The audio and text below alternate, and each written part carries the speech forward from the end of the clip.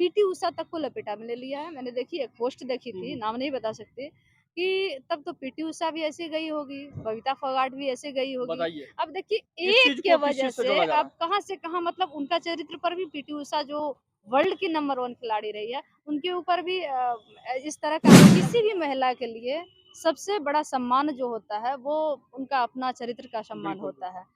तो कोई भी जंतर-मंतर पर जाकर के वर्ल्ड में अभी ये चीज़ चल रहा है, वर्ल्ड स्तर पर अपने ही मतलब चरित्र का इज़्ज़त को हनन क्यों हनन करेगा कोई?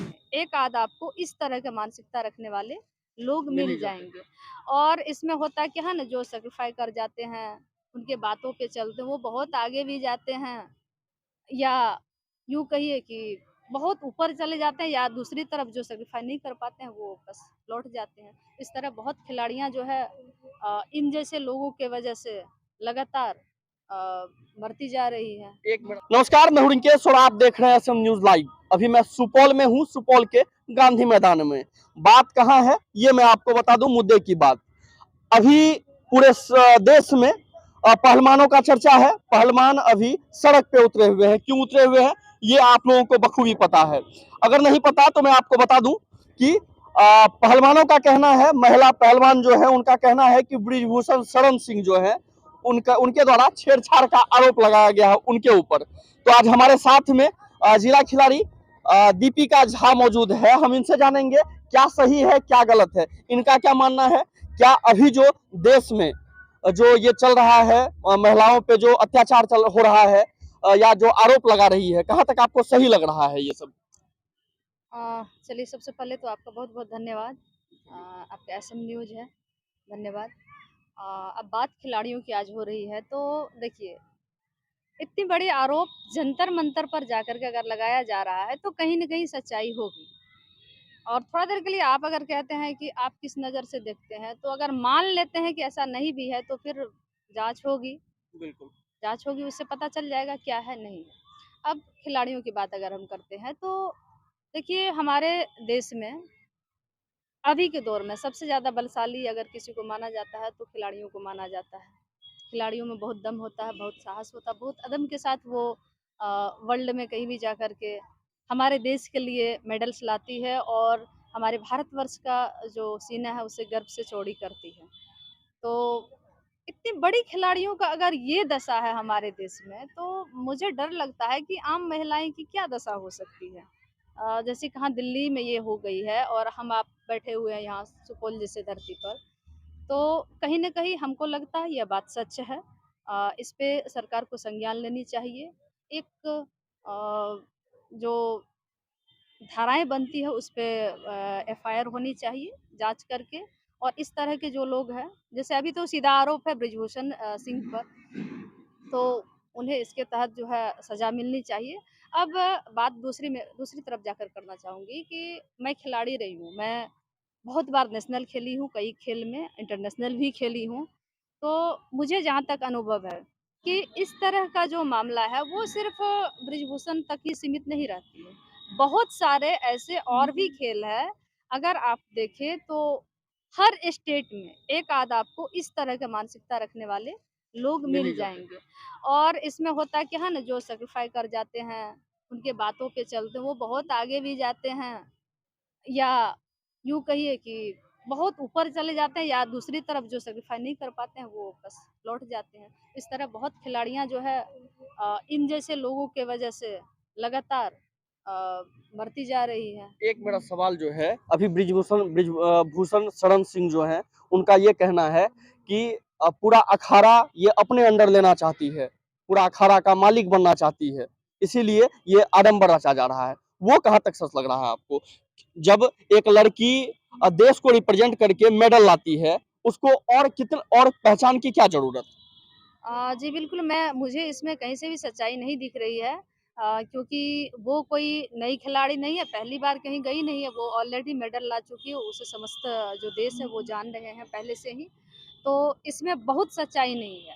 अब उन्हें तो कुछ कहना है, काउंटर में तो कुछ कहना है कि इस वजह से ऐसा ये कह रही है, तो वो ऐसा कह रहा है। अब सोचिए ज़रा कि मतलब एक खिलाड़ी के लिए या महिला के लिए, चलिए खिलाड़ी को थोड़ा देर हम छोड़ देते हैं, किसी भी महिला के लिए सबसे बड़ा सम्मान जो होता है वो उनका अपना चरित्र का सम्मान बिल्कुल, होता है। तो कोई भी जंतर-मंतर पर जाकर के वर्ल्ड में अभी ये चीज़ चल रहा है, वर्ल्ड स्तर पर अपने ही मतलब चरित्र का इज़्ज़त को हनन क्यों हनन करेगा क्यों कोई? करेगी?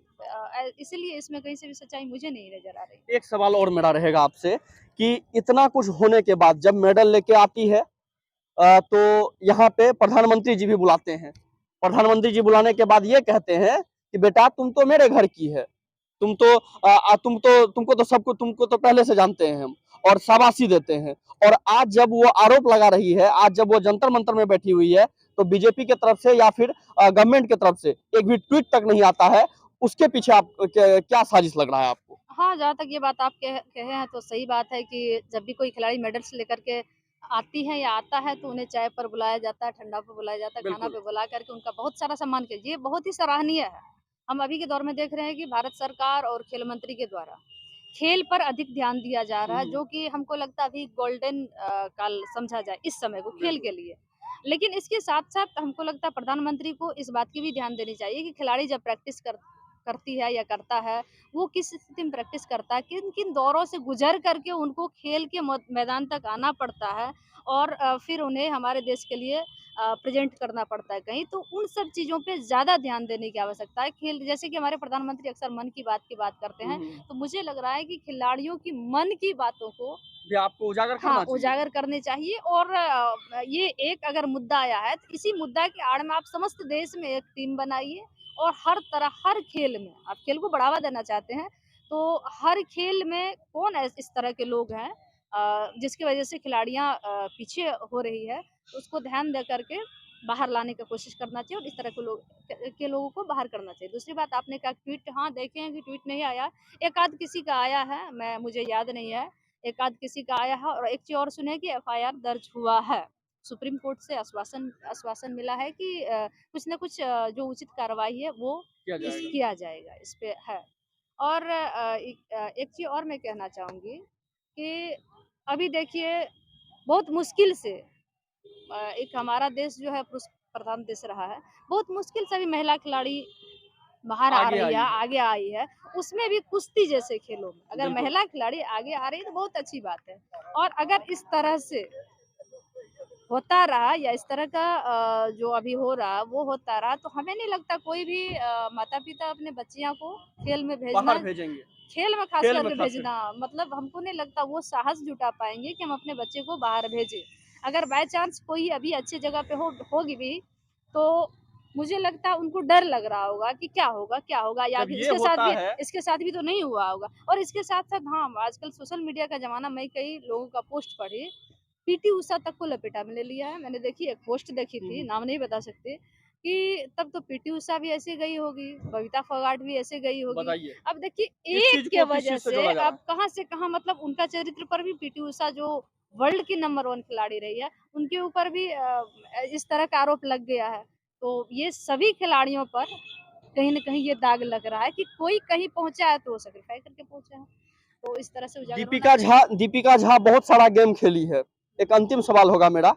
आप ग्राउंड लेवल पे, गाँव लेवल पे भी आपने खेला है, जिला लेवल पे, राज्य भी आप गई हैं। आपने क्या संघर्ष देखा खेल के क्षेत्र में? देखिए, हमने खेल के क्षेत्र में बहुत ही ज़्यादा संघर्ष देखा है। ख़ास करके अगर बिहार की बात करें तो बिहार में तो एक लड़की होने के हाँ, नाते। खेल था ही नहीं कहीं हम जो देखे हैं। बहुत कम जो टाउन एरिया रहा वहाँ से कभी-कभी कोई एक आध खेलती रही है। लड़कियों की बात करें तो। दूसरी बात अगर आप गाँव की करते हैं तो खेल तो गाँव से बाहर निकलती है। जब तक शहर के लोग बिहार को रिप्रेज़ेंट करते रहे तो हमको लगता कुछ ख़ास नहीं हुआ था। लेकिन अब जब गाँव की लड़कियाँ संघर्ष करके बाहर आ रही है, तो हमारे बिहार के लिए भी मेडल्स आ रहे हैं और आप जब पूछिए क्या स्थिति होती है, तो बहुत खराब स्थिति होती है हमारे यहाँ की। हमारे यहाँ से खास करके एक लड़की हाँ, को एक बाहर निकलना। लड़की को निकलना घर से बहुत ही मतलब अब क्या बताएँ, उसके लिए कोई शब्द नहीं मिलता है कि किन-किन हालातों से गुज़रना पड़ता है। सबसे पहले तो आपके किस घर वाले तरह बोलेंगे। किस तरह के बात तो पहले तो आप घर वाले नहीं, घर में पहले लड़ाई होती है। एक का कहना होता है जाना है, दूसरे का कहना होता है नहीं जाना है। ये होती है। फिर आपके पड़ोस वाले के होते हैं, फिर गाँव वाले के होते हैं कि 5 रोज़ से कहाँ है? क्यों है? क्या कर रही है? मतलब बहुत सारे सवालें सामने उठ कर के आती है। इन सब के बीच संघर्ष करते हुए अगर आगे कोई लड़की बढ़ रही है और ऊपर अगर इस तरह के लोग मिल जाएँ, मतलब नीचे से तो आप किसी नीचे तरह से गए, अगर ऊपर इस तरह के लोग मिल जाए तो आप सोचिए क्या स्थिति होगी, फिर वही हाल हो जाएगी जो थी पहले। एक लड़की यही सोचे कि ना हम घर के हैं ना घाट के हैं, हाँ, उसके वही लिए यही यही हाँ, यही तो आप ऊपर जाकर के भी वो कर रहे हैं। अगर आप अच्छा कर भी लेते फिर आपके ऊपर सवाल है कि आपने अच्छा कर लिया इसलिए कर लिया, ऐसा हुआ होगा इसलिए कर लिया। एक अंतिम सवाल कि महिलाओं के लिए आप क्या कहेंगी आप? देखिए, महिलाओं के लिए मैं ये कहना चाहूँगी, अभी का दौर देखिए आप क्या कह सकते हैं, एक पेरेंट्स होता है वहाँ से लेकर के और बच्चे तक में, एक अजीब मानसिकता लड़कियों में बन गया है कि मतलब हम थोड़ा बहुत पढ़ाई कर लेते हैं, हमको अच्छा हस्बैंड मिल जाएगा, वो कमाएगा और खिलाएगा, मैं खाऊँगी। तो मुझे लगता है इस तरह से महिलाएँ को कमज़ोर नहीं बनना चाहिए। महिलाओं को चाहिए कि जो भी लड़कियाँ हैं या गार्जियन्स हैं, उसे उस हद तक तैयार करें कि कभी उनको किसी के ऊपर आश्रित होने की आवश्यकता ना पड़े। तो इसलिए मैं आह्वान करती हूँ महिला से कि आप जो है कमज़ोर बन रहे हैं, कोमल बन रहे हैं, किसी के ऊपर आश्रित बन रहे हैं, इन सब से आज़ाद होइए, इन सब से ऊपर उठ कर के अपने आप को मजबूत बनाइए, बलशाली बनाइए।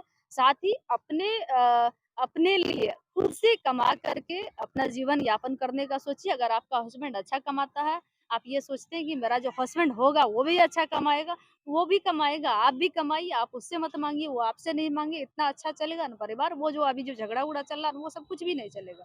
आप अपने आप को बनाइए, फिर आपको समाज, देश सब बिल्कुल सही बात है। अभी ब्रिजभूषण और महिला पहलवान जो है उन पे बात हो रही थी, उसी के चर्चा के लिए अभी हमारे साथ में दीपिका झा थी और अभी बात भी हो रही थी कि वो कहाँ तक सही है और कहाँ तक गलत है, ये अभी दीपिका झा ने बताया। और सबसे बड़ी बात कि खुल के जो सामने आया कि अगर महिला का सम्मान अभी बड़े लेवल पे नहीं हो रहा है, महिला के लिए अभी महिला का अगर अपमान हो रहा है, उनकी बेइज्जती हो रही है, गलत काम हो रहा है उनके साथ, तो सबसे बड़ी बात जो अभी दीपिका झा ने कही कि अगर समाज से आज जो महिलाएं उठ के बाहर आई है, जो मेडल ला रही है, क्या आने वाले समय में वो रह पाएगा? क्या आने वाले समय में हमारे घर की माँ बहनें या फिर हमारे घर से जो पेरेंट्स हैं वो बच्चों को वो अपनी बच्चियों को क्या बाहर भेजेंगे? और पढ़ाई के क्षेत्र में तो भले भेज दें, लेकिन क्या खेल के क्षेत्र में उसे भेजेंगे? ये एक बड़ा सवाल है और इस सवाल पे हमारे सरकार को सोचना चाहिए